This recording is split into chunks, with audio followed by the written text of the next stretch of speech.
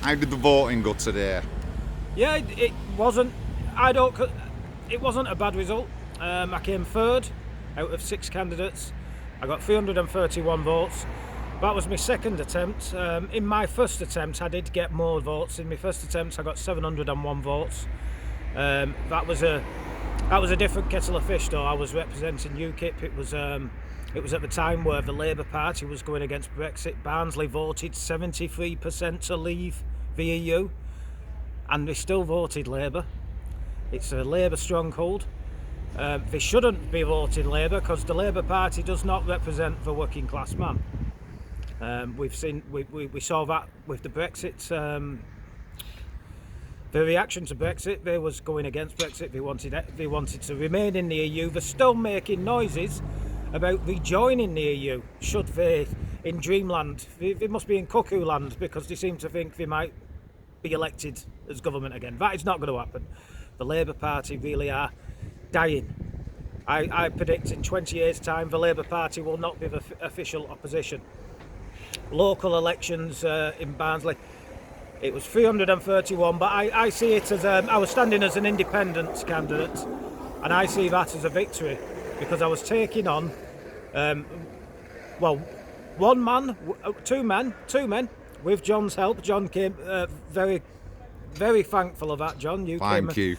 You came and leafleted with me for, what was it, 3 or 4 days? Yeah, 4 days. That was a massive help because literally it's took 2.5 weeks to leaflet. It's one of the biggest wards out of the 21 in Barnsley, so there's more houses to get to.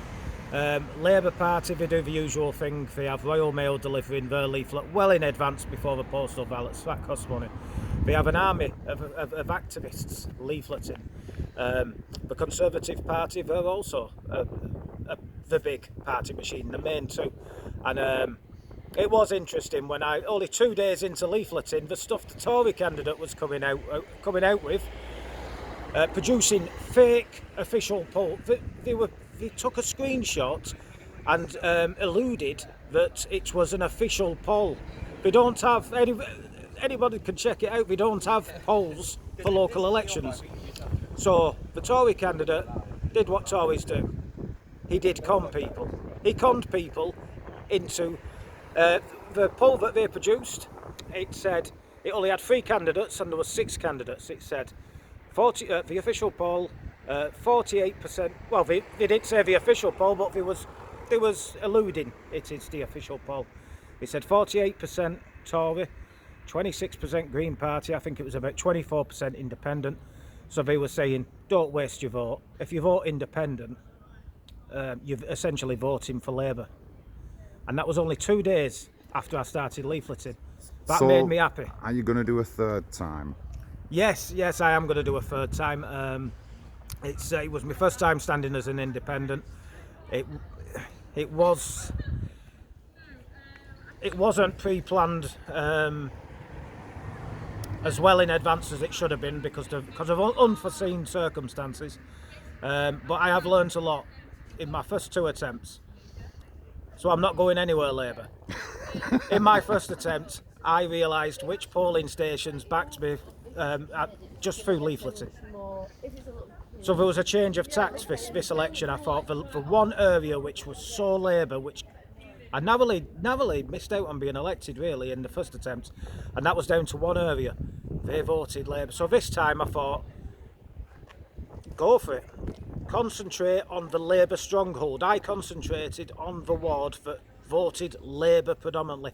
I left the areas that backed me in the election in 2019. I left them to the last minute, literally a few days before the election.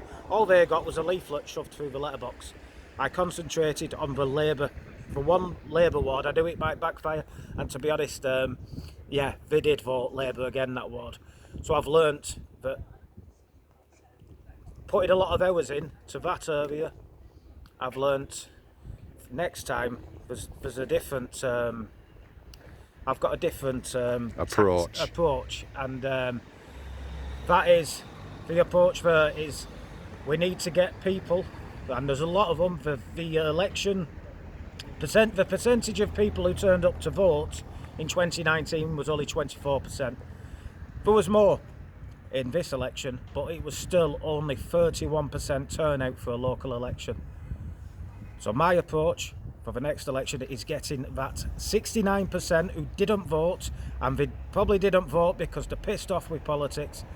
My approach for the next election in 2022, I'll be standing again, but between now and then, I will be going to these people who are saying there's no point in voting. And I will be convincing them you now have somebody to vote for who will not be I will not be swayed by a party whip who I vote in the council chamber. If I'm elected, I'll be voting as an independent candidate. I will be voting for the will of the people and what the people want. Lovely. Thank you, Daniel. Thank you. Thank you.